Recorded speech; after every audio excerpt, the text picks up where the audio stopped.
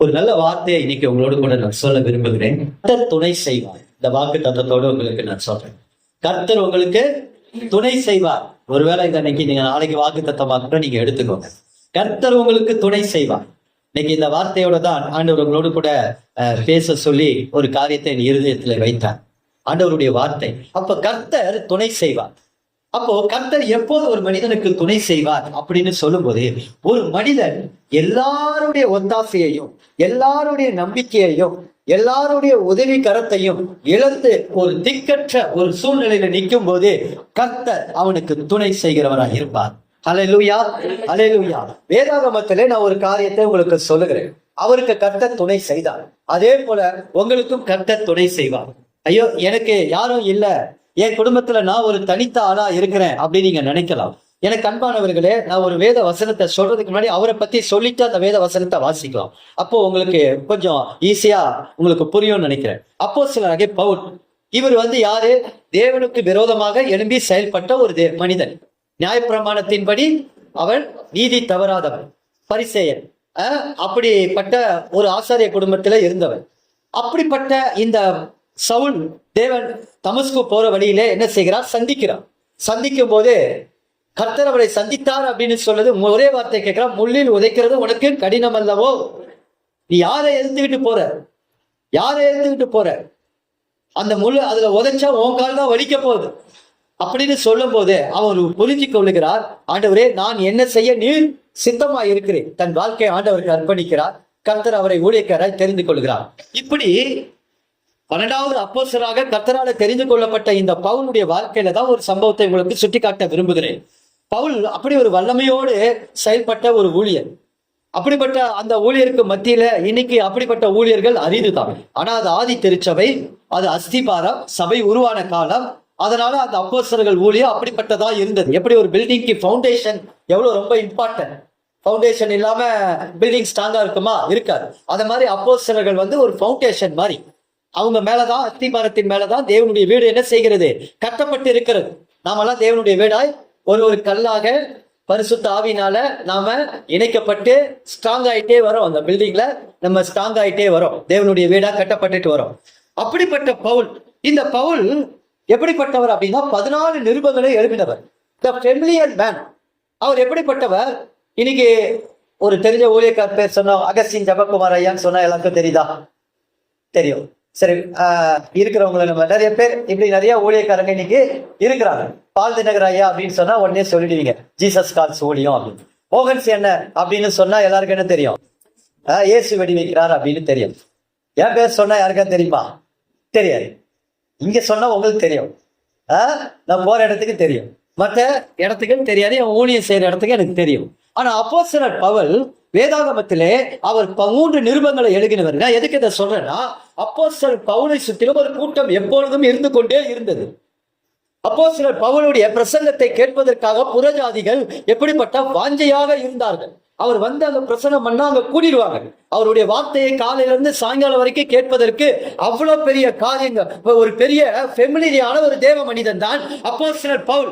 ஆனா இங்க பிரச்சனை என்ன அப்படின்னா, ஏன் நான் இப்ப இதை சொல்ல வரேன்னா, கர்த்தர் துணை செய்வார் என்ற ஒரு வாக்கு தத்தத்தோடு இன்னைக்கு நம்ம இந்த கூடுகையை ஆரம்பித்து இருக்கிறோம். கர்த்தர் இந்த சின்ன பிள்ளைக்கும் துணை செய்வார், கர்த்தர் பெரியவங்களுக்கும் துணை செய்வார், வாலிப பிள்ளைகளுக்கும் கர்த்தர் துணை செய்வார். எப்ப செய்வார் என்றதுக்காக தான் நான் இதை சொல்றேன். இப்போ எல்லாரும் கூட இருக்கிறாங்க. பவுலுக்கு எவ்வளவு பெரிய ஊழியரா இருக்கிறாரு. இப்ப அவர் மைக்கெல்லாம் இல்ல, எடுத்து பிரசங்கம் பண்ணாலே புறஜாதிகள் எல்லாம் அவரை சுற்றில வந்துடுறாங்க. அப்படிப்பட்ட ஒரு தேவ மனிதனா இருந்தவர், அப்படிப்பட்ட ஒரு வல்லமையா இருந்தவர். ஒரு சமயம் அவருடைய வாழ்க்கையில ஒரு சமயம் ஒரு காரியம் நடக்குது பாருங்க. 2 தீமோத்தேயு 4ஆம் அதிகாரம் 16-17 வாசி. இன்னைக்கு நம்முடைய வாழ்க்கையில சில நேரங்களில் இந்த அனுபவம் இருக்கும் என்று சொன்னால், இன்னைக்கு இந்த வாக்கு தத்துவத்தை கர்த்தர் நம்மோடு பேசுகிறார். நம்முடைய ஆண்டவர் நமக்கு துணையாளராக இருப்பார். அவர் உங்களுக்கும் எனக்கும் துணையாளராக இருப்பார். அவர் துணை செய்வார். வாசிங்க 2 தீமோத்தேயு 4ஆம் அதிகாரம் 16-17.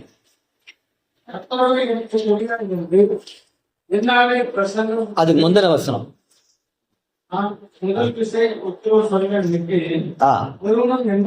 பாருங்க, நான் ஒரு ராஜாக்கு முன்னாடி போய் நின்று உத்தரவு சொல்ல போறேன்.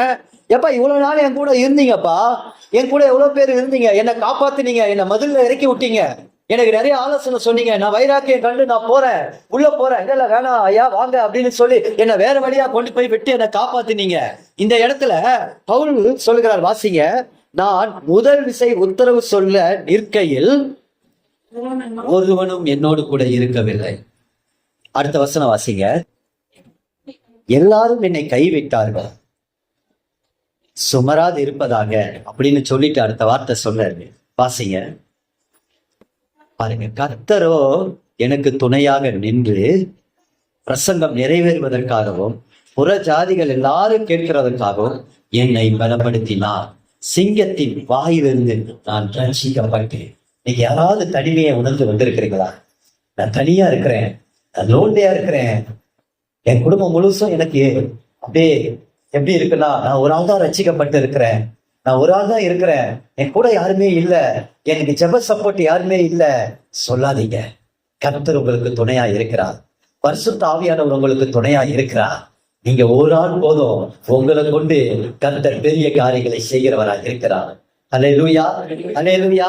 அப்ப பாருங்க, யாருமே என்கிட்ட இல்லை, ஆனாலும் அவங்க குற்றம் அவங்க மேல சுமர வேண்டாம், கர்த்தர் எனக்கு துணையா இருப்பார்.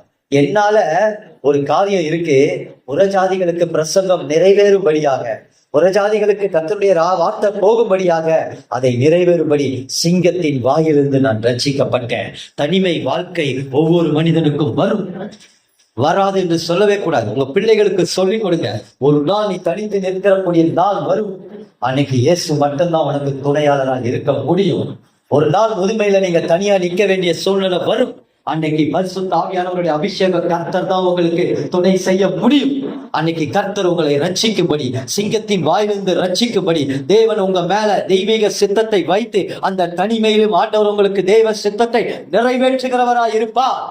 அல்லேலூயா. வாழ்க்கையே தனிமை நான் சொல்ல வரல, வாழ்க்கையில ஒரு நாள் தனிமை நிற்கக்கூடிய சூழ்நிலை வரும், எல்லாரும் கைவிடப்பட்ட சூழ்நிலை வரும், எல்லாருமே உங்களை விட்டு ஒதுங்கி போகிற சூழ்நிலை வரும். எப்ப வரும் தெரியுமா? அப்ப எப்ப தெரியும் தெரியுமா? அதெல்லாம் உடம்பு சரியாம இருக்கும் போது தெரியும். கொரோனால தெரிஞ்சுது. கொரோனால என்ன தெரிஞ்சுது? பயம்தான் தெரிஞ்சுது. கொரோனால பயம்தான் தெரிஞ்சுது, வேற எதுவுமே தெரியல. இருட்டு கடை அல்வாக்கு ஒண்ணு தெரிஞ்சது. என்ன தெரியுமா தெரிஞ்சது? இருட்டு கடை அல்வால அவர் மனுஷனை பார்க்க ஒருத்தரும் போல, அப்பதான் தெரிஞ்சது. ஆனா பாவி, என்ன எல்லாருமே கைவிட்டாங்க. அவ்வளோ பெரிய வியாபாரத்துல உலகம் முழுச பேர் போனவர், ஆனா உடம்பு சரியாம இருக்கும்போது குடும்பம் பயந்து போய் எங்க அப்பாவுக்கு இருக்கிற வியாதி எனக்கு வந்துடும், எல்லாம் வந்துடும்னு அன்னைக்கு அந்த பயம் வந்தது. ஆனா பவுல் சொல்றார், தேவ பிள்ளையே, இன்னைக்கு உலகத்தா ஒரு கஷ்டம் வரும்போது அவன் என்ன செய்யறான்? அவன் எங்கேயாவது ஓடி போயிடுறான், ஓடி போறான். ரோட்ல இருக்க பிச்சை எடுக்கிறவங்கள போய் கேட்டு பாருங்க, உன் ஸ்டோரியை கேட்டு பாருங்க. கஷ்டம் வந்துச்சியா, ஓடி வந்துட்டேன், அதனால வேற வழி தெரியல, பிச்சை எடுத்துக்கிட்டு இருக்கிறேன். இன்னொருத்தர் சொல்லுவான், என்ன அப்படின்னா, ஏன்னா இப்படி ஆயிட்டேன், நல்லா தானே இருந்தேன் அப்படின்னு உலகத்தான கேட்கும் போது சொல்லுவான். அவன் சொல்லுவான், நானு எனக்கு கஷ்டம் வந்துச்சு, என்ன பண்ணு தெரியல, அதனால குடிகாரன் ஆயிட்டேன், நான் போத வஸ்துகளை படித்து எனக்கு ஒரு ஆப்ஷன் தேவைப்பட்டது, அந்த கஷ்டத்துல இருந்து வெளிவர தெரியலன்னா. அப்புறம் ஒருத்தனை கேட்பான், ஏமா உன் குடும்பத்தை இப்படி வந்துச்சுன்னா, கஷ்டம் வந்துச்சு, அதனால எங்க வீட்டுக்காரு என் ஒய்ஃப் தூக்குல மாட்டி தொங்கிட்டாங்க, சூசைட் பண்ணிக்கிட்டாங்க அப்படின்னு. ஆனா தேவ பிள்ளைகளுடைய வாழ்க்கையில கஷ்டம் வரும், ஆனா ஒரு விரக்தி வரும், ஒரு சோர்வு வரும், ஆனா தேவன் மேல கூட சில கசவுகள் வரும். ஆண்டவரே நான் செபிக்கிறேனே. ஆனா உலகத்தான் உபத்திரவுல இருக்கும்போது இந்த 3 காரியம் வரும். ஆனா தேவ பிள்ளைகள் இருக்கும்போது விரக்தி வரும், சோர்வு வரும், ஒரு கசப்பு கூட வரும். ஆனா நம்ம விலகி போக மாட்டோம். அல்லேலூயா. ஏன்னா பரிசுத்த ஆவியானவர் நமக்கு துணை நின்று நம்மை பலப்படுத்துகிறவராக இருக்கிறார். சிங்கத்தின் வாயில் இருந்து நாம் ரட்சிக்கப்படுவோம். தேவ ஜனமே, தாவீதுக்கு 3 பராக்கிரமசாலிகள் இருந்தாங்க. 3 பராக்கிரமசாலிகள். அந்த பராக்கிரமசாலியுடைய ஒரு பேர் என்ன தெரியுமா? யோசேப் பாசேபெத் அப்படின்னு ஒரு பேரு. அதை கரெக்டா உச்சரிக்கணும்னு நினைக்கிறேன். யோசேப் பாசேபெத் அப்படின்னு வரும். அந்த ஒருத்தர் பேரு. அவர் 800 பேரை என்ன செய்வாராம்? அவரு 800 பேரை வெட்டி கொன்றார். அந்த அளவுக்கு பராக்கிரமசாலி. 2வது பாத்தீங்க அப்படின்னா எலியாசார். இந்த மனுஷன் எப்படிப்பட்டவர்னா, கை சலித்து போகும் மட்டும் எதிரிகளை குத்தி என்ன செஞ்சிருக்கிறாரு? ஒரு மீட்ப இஸ்ரவேலுக்கு கொண்டு வந்திருக்கிறார். நான் எதுக்கு இதை சொல்ல வரேன்னா, அதுல ஒரு நபரை உங்களுக்கு காட்டுறேன். சம்மா என்கிற ஒரு நபர்.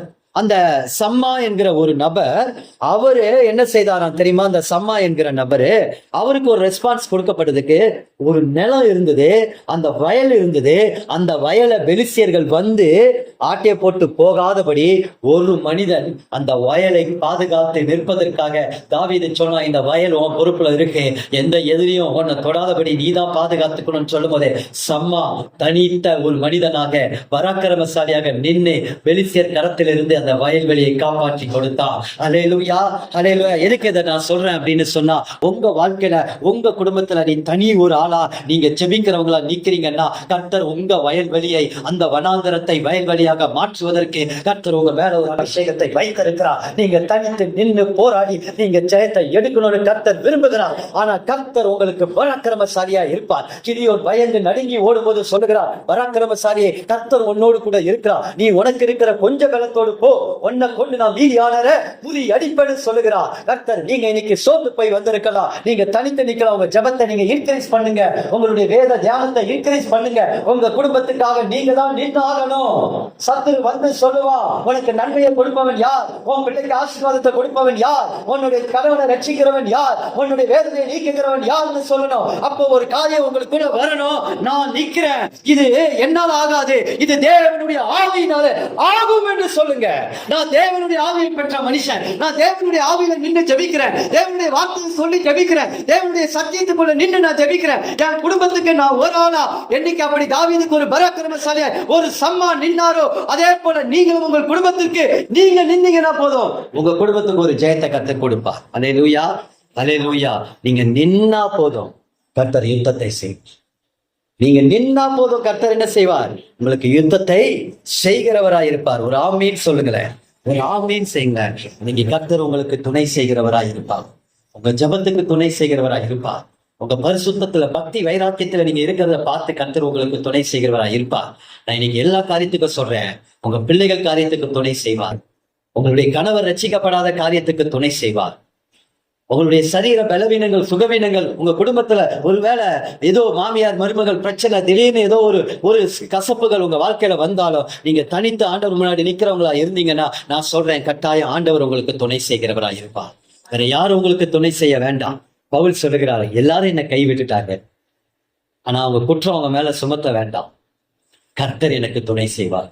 ஏன்னா என்னை கொண்டு ஒரு திட்டம் இருக்கிறது, என் மேல ஒரு நோக்கம் இருக்கிறது, என் மேல தேவனுடைய ஒரு விருப்பம் இருக்கிறது, அதை நிறைவேற்றுவார். சகோதரியே, சகோதரனே, நீ கடந்து போக வேண்டிய தூரம் அதிகமாக இருக்கிறது.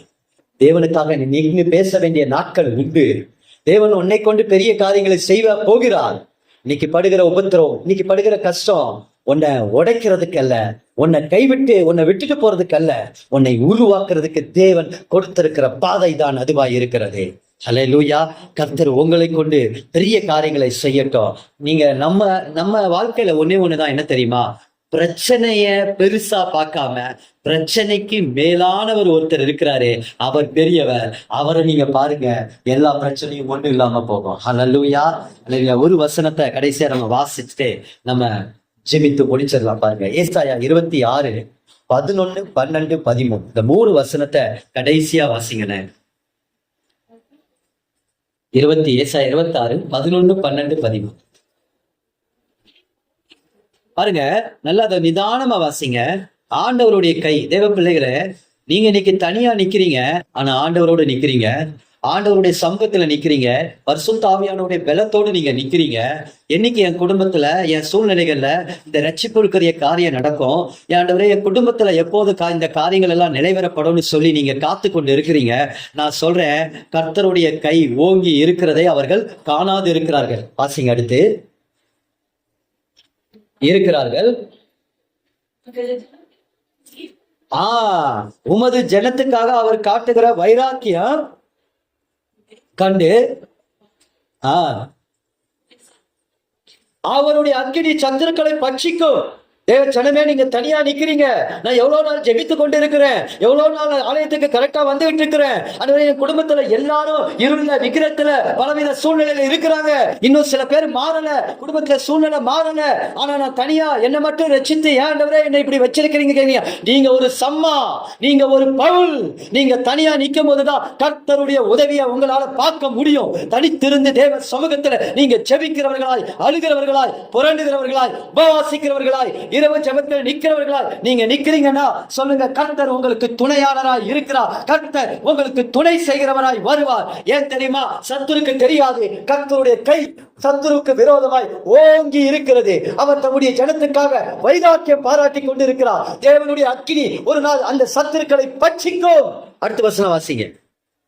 கர்த்தாவே, ஆமென். ஆண்டவரே, எல்லாரும் ஆமென் சொல்லுங்க. ஆமென் சொல்லுங்க. ஆமீன் சொல்லுங்க. ஆமீன் சொல்லுங்க. ஆமீன் சொல்லுங்க. ஆமீன் சொல்லுங்க. ஆமீன். அவர் சமாதானத்தை கட்டளை. நீங்க எந்த சூழ்நிலையில இருந்தாலும் ஒரு மனிதனுக்கு தேவையானது தேவ சமாதானம் தான். அந்த சமாதானத்தை உங்களுக்கு ஆண்டவர் கட்டளை இடுவார். அந்த சமாதானம் உங்களுக்குள் வரும்போது நியூ ஓபன் டோர். நான் சொல்றேன், புதிய வாசல்களை கர்த்தர் திறப்பார். புதிய சிந்தனைகளை தருவார். புதிய எண்ணங்கள் உங்களுக்கு உண்டாகும். புதிய புதிய ஆசீர்வாதங்களை நீங்கள் பார்ப்பீர்கள். புதிய புதிய தேவ திட்டங்களை நீங்கள் பார்ப்பீர்கள். தேவ சமாதானத்தை உங்களுக்கு கட்டளையிடுவார். அடுத்து வாசிங்க. எங்கள் கிரியைகளை எல்லாம் எங்களுக்காக அவர் நடத்தி வருகிறீர். அல்லேலூயா, அல்லேலூயா. நம்முடைய கிரியைகள் எல்லாமே ஆண்டவர் நமக்காக என்ன செய்திருக்கிறாரா? நடத்தி கொண்டு வருகிறார். அல்லேலூயா. அடுத்து வாசிங்க.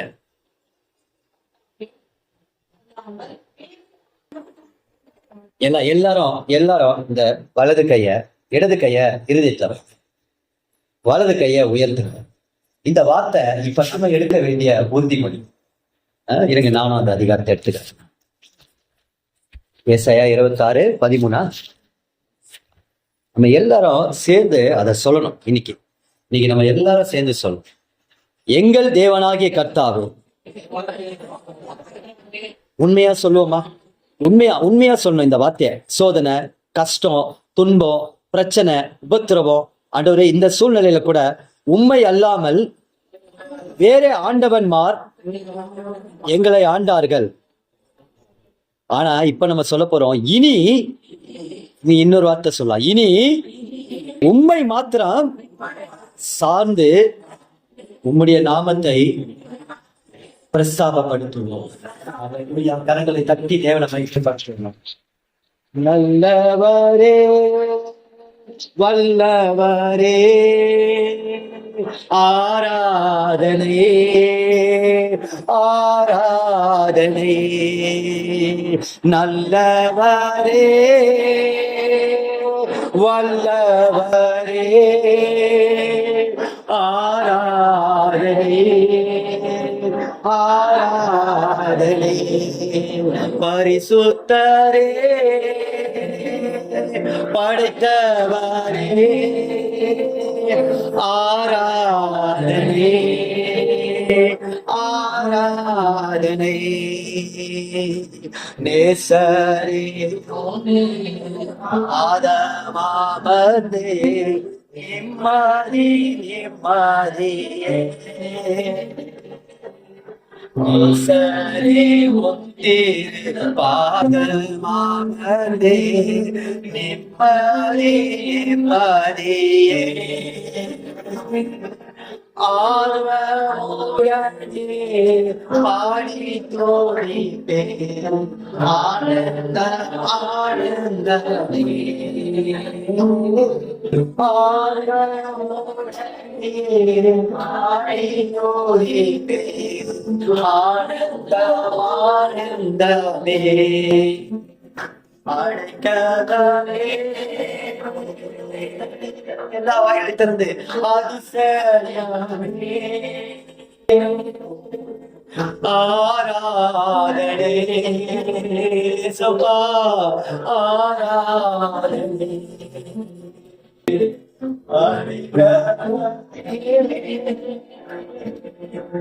அதிசயமே, ஆராதனை,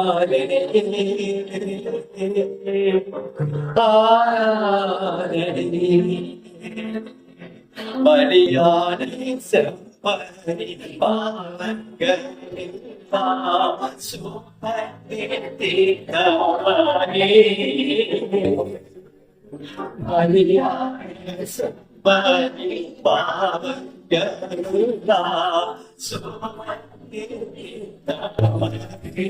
உரிமை போடுவோமா?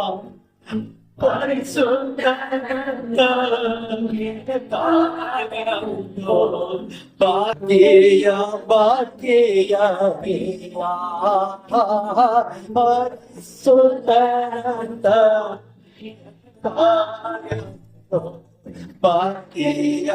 பாக்கியா பாக்கியா பரிசுத்த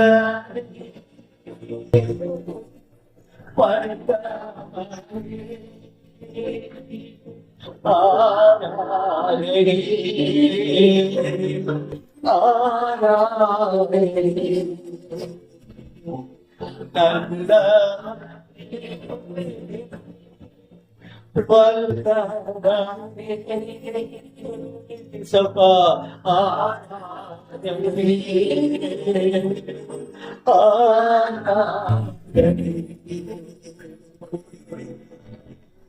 ஆண்டவருக்கு முன்பாக நம்மளை தாழ்த்துவோமா?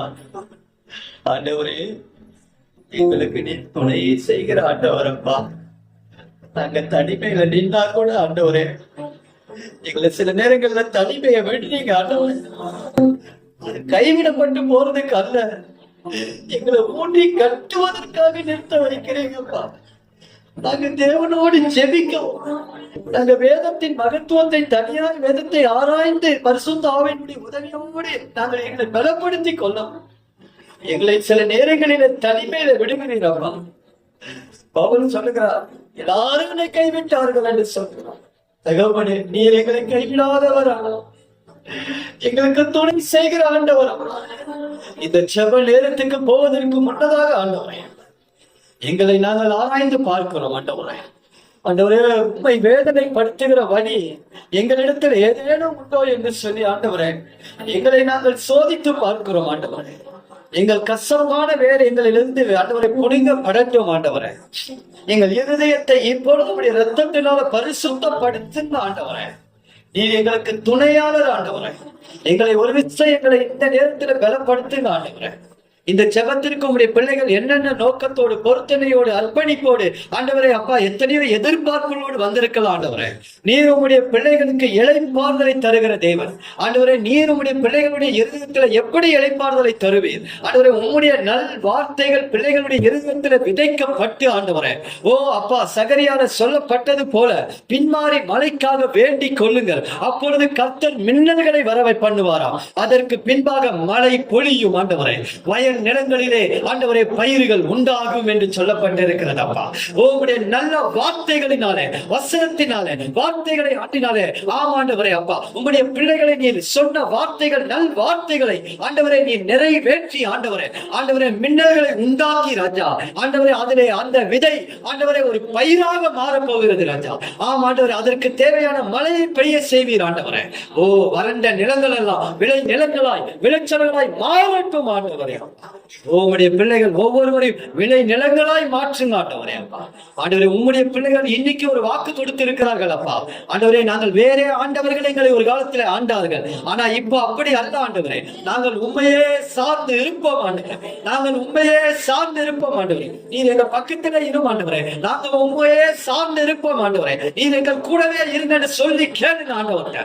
ஏசப்பா, நீங்க மட்டும் கூட இருங்க ஆண்டவரே. உங்க பிரசன்னம் மட்டும் கூட இருக்கட்டும் ஆண்டவரே. பரிசுத்த ஆவியானவரே, என்னோடு கூட நீங்க எப்போதும் தங்கிறீங்கன்னு கேளுங்கப்பா. நாங்கள் உண்மை சார்ந்து நிற்போம் ஆண்டவரே அப்பா. எங்களுக்கு வேற நிழல் கிடையாது, எங்களுக்கு வேற தஞ்சம் கிடையாது ஆண்டவரே. நீரே எல்லாம் ஆண்டவரே. நீரே மாறாதவர் ஆண்டவரே. நீரே என்னென்னைக்கு நிலைத்திருக்கிறவர் ஆண்டவரே. உங்களுடைய நல் வார்த்தைகளை எங்கள் இருதயத்தில் வைத்து நீர் எங்களை ஆண்டவரே விளை நிலங்களாய் மாற்றுகிற தேவன் ஆண்டவரே. ஓ, அப்படிப்பட்ட அபிஷேகத்தை எங்கள் மேல் ஊற்றுங்க ஆண்டவரே. ஓ, மக்கள் நன்றி ஆண்டவரே.